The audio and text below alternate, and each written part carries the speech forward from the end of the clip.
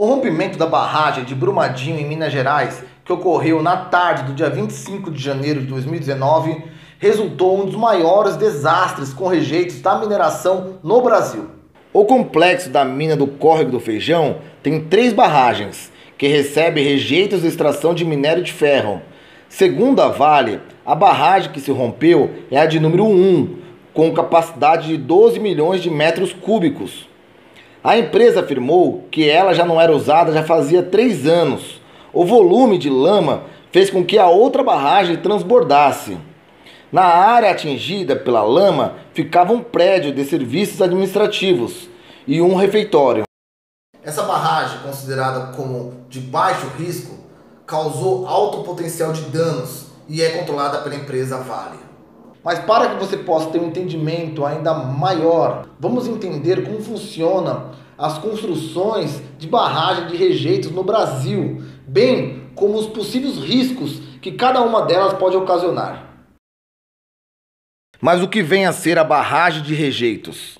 Nada mais é do que o tipo de estrutura construído para a contenção de um material resultante do processo de mineração, sendo basicamente o que sobra desse processo e nada mais poderá ser utilizado. De modo geral, esse material é basicamente uma lama, que dependendo da região e do tipo de processo de mineração, pode ser composto por partículas mais finas, como no caso das argilas, e por partículas grossas, como no caso da areia.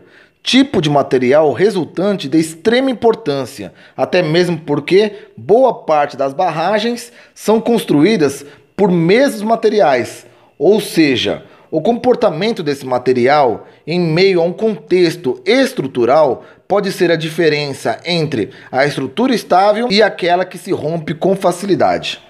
Esses rejeitos são despejados na barragem pela gravidade, através de canais ou bombeamentos. Uma vez na barragem, passa por um processo de decantação, que é quando as partículas sólidas se separam da água, formando na barragem uma espécie de praia de rejeito. Assim, desse modo, pode-se entender o que é exatamente um rejeito de mineração e como são transportados até as barragens. Podemos entender como essas estruturas são construídas e quais os tipos principais de barragens utilizados hoje no Brasil. Existem 3 tipos de barragens feitas no Brasil: barragem a montante, barragem a jusante e barragem em linha central. Vamos começar pela barragem a montante, que se inicia pela fundação, que nada mais é que um aterro compactado, geralmente composto por rochas para garantir boa capacidade e estabilidade de carga.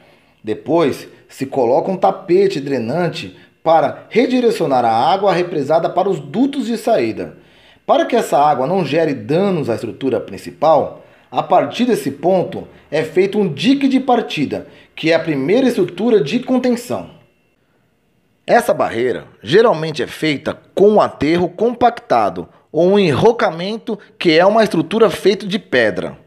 Quando a barragem demanda uma maior capacidade, é feito um alteamento. Nesse caso, essa estrutura é construída com o próprio material de rejeito e é levantada a montante da primeira estrutura de contenção, ou seja, para dentro da barragem, acima inclusive dos rejeitos.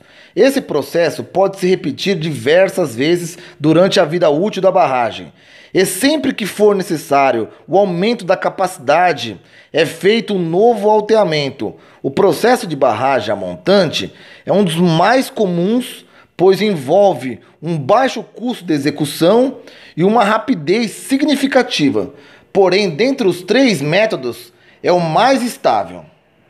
Como o alteamento é construído em cima de camadas de rejeitos, que podem não estar totalmente estáveis, e são estruturas totalmente divididas sem ligação nenhuma entre si, que se tornam frágeis e muito suscetíveis a rupturas, quando perturbadas por tremores ou aumento do volume de contenção. Esse foi o tipo de barragem feito em Brumadinho, lembrando que é a mais barata dentre os 3 métodos. Agora vamos falar um pouquinho da barragem a jusante, que é a mais estável e seguro dentre os três tipos. O processo de fundação e drenagem do lado externo da barragem faz com que a estrutura cresça proporcionalmente na largura e na altura, ou seja, a cada alteamento a estrutura ganha base maior, aumentando cada vez mais a sua inércia, que consequentemente gera mais estabilidade. Os contras desse tipo de barragem é primariamente o custo, sem contar que essa técnica demanda um espaço maior para se implantar, o que na maioria das vezes não pode ser um problema, mas ainda assim é um contra significativo, principalmente quando se tem planos a longo prazo para essas barragens. Outra barragem que vamos falar agora é a da linha central, que tem seu alteamento feito seguindo o mesmo eixo.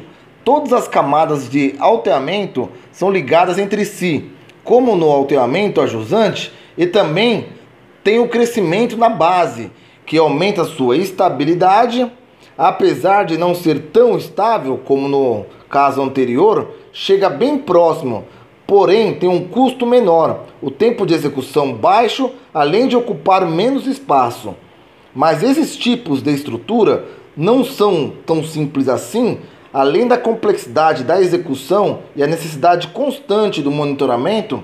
Por isso são instalados sensores que detectam variações incomuns nas estruturas, e esses sensores, em geral, são sondas cravados no solo, próximos à barragem, que podem, por exemplo, medir o aumento da umidade, vibrações, estabilidade dos solos, entre outras coisas. Todas as estruturas avisam quando está prestes a acontecer uma ruptura, e nas barragens não são diferentes.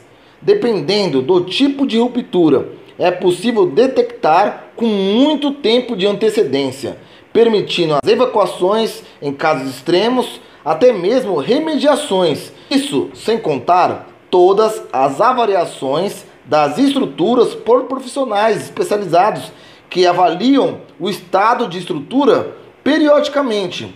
No caso de Brumadinho, houve claramente uma negligência no monitoramento desses mecanismos, ou até mesmo em ambos os mecanismos.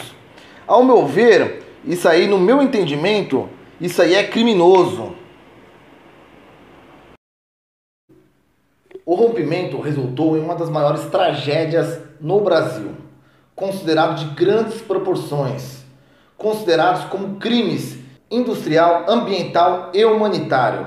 Atualmente foram encontrados 110 mortos e 238 pessoas ainda estão desaparecidas, gerando estado de calamidade pública.